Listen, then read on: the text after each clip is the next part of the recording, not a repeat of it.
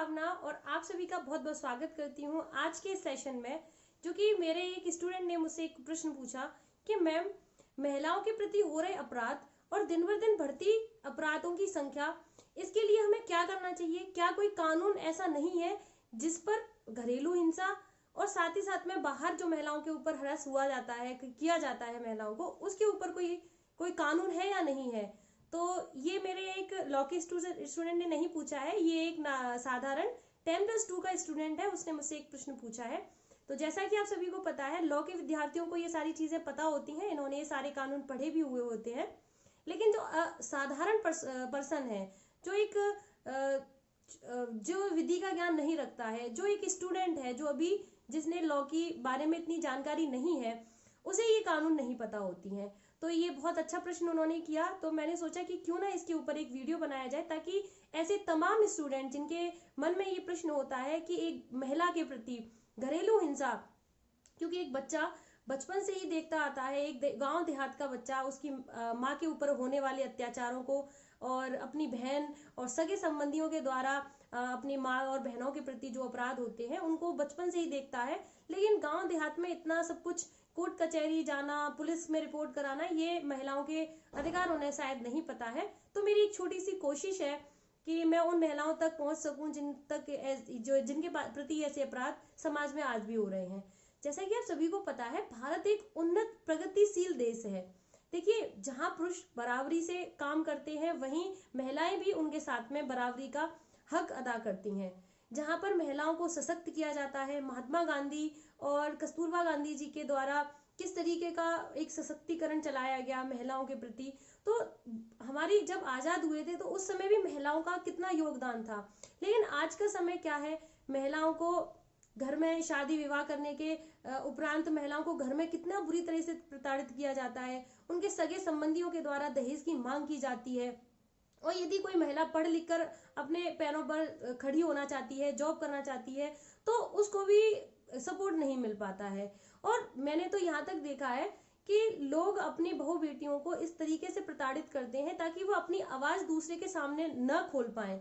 तो देखिए, एक तो ये कानूनी जुर्म है, और दूसरा ऐसी महिला जो ऐसा जुर्म अपने ऊपर सहती है, ऐसा होते हुए अपने ऊपर झेलती है, तो उसे भी ये जानकारी होनी चाहिए कि ऐसा उसका वो विरोध करे और उसकी एक रिपोर्ट भी कराए।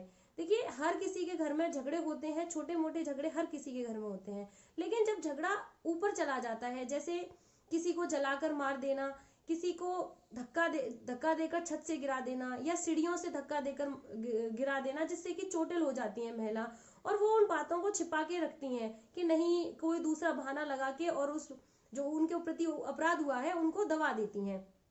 तो मेरी ये कोशिश है कि आप उन सब लोगों तक ये बात पहुंचाएं जो ये मेरे वीडियो देख रहे हैं। तो एक शेयर आपका शायद किसी की जान बचा सकता है। आज मैं बात करने वाली हूँ ऐसे कानून की, जो कि भारतीय कानून अधिनियम के तहत भारत में जितने भी कानून बने हुए हैं उनमें एक कानून आया, उसमें एक कानून आया घरेलू हिंसा अधिनियम का। 2005 का ये अधिनियम है, जिसमें एक प्रावधान है कि कोई भी महिला, अगर उसके प्रति कोई भी व्यक्ति अपराध करता है, या तो विवाहित है या अविवाहित है, विवाहित है अविवाहित दोनों ही कंडीशन में उस महिला के प्रति कोई भी व्यक्ति अपराध करता है, जैसे शारीरिक प्रताड़ना देना, मानसिक तनाव देना, उसके अगर वो जॉब करती है या उसके पास में कोई स्त्री धन रखा हुआ है उसको लेने की या छीनने की कोशिश करना, या दहेज की मांग करना, या उसके बैंक अकाउंट में होने वाले कोई धन संपत्ति, उसके पास में जो जमा पूंजी है उसको जबरन छीनने का इस्तेमाल करना। तो ऐसे में महिला क्या करे? तो ऐसे में सबसे पहले महिला नजदीकी पुलिस थाने में जाकर रिपोर्ट कराए। जो भी व्यक्ति उसके प्रति ऐसा कर रहा है, जरूरी नहीं है कि पति कर रहा हो, ये सभी पर लागू है। हो सकता है कोई रिलेटिव कर रहा हो सकता है कोई उसका सगा संबंधी भाई बंधु भी कर रहा हो ये चीजें। तो सबसे पहले तो महिला को किसी भी नजदीकी थाने में जाकर इसकी रिपोर्ट लिखानी चाहिए।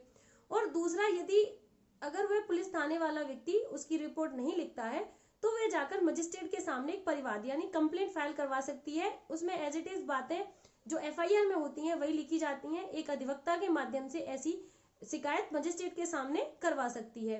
ये महिला को राइट है।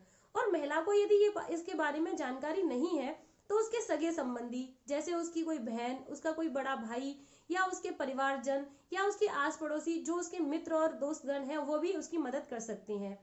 सो ये जानकारी आपको और साथ ही साथ में उन सभी स्टूडेंट को और उन सभी जो नॉर्मल पर्सन है उनको भी पता होनी चाहिए जो विधि का विशेष ज्ञान नहीं रखते हैं। ऐसे में बहुत सी बातें ऐसी होती हैं जिनका मिसयूज भी होता है। जैसे आपने 498A के तहत कोई मुकदमा दायर किया तो उसमें मिसयूज भी हो जाता है।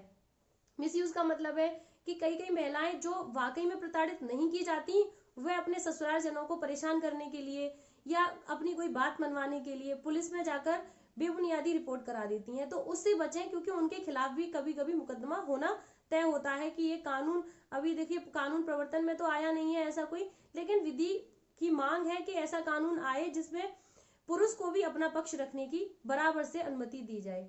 सो आई होप ये आपको टॉपिक समझ में आ गया होगा। एक जनरल बात कही है मैंने कि किस प्रकार से कोई भी महिला, किसी की महिला के प्रति कोई भी अपराध होता है तो उसकी रिपोर्ट किस प्रकार से लिखाई जा सकती है। तब तक के लिए धन्यवाद। सतर्क रहें, सावधान रहें। जय हिंद।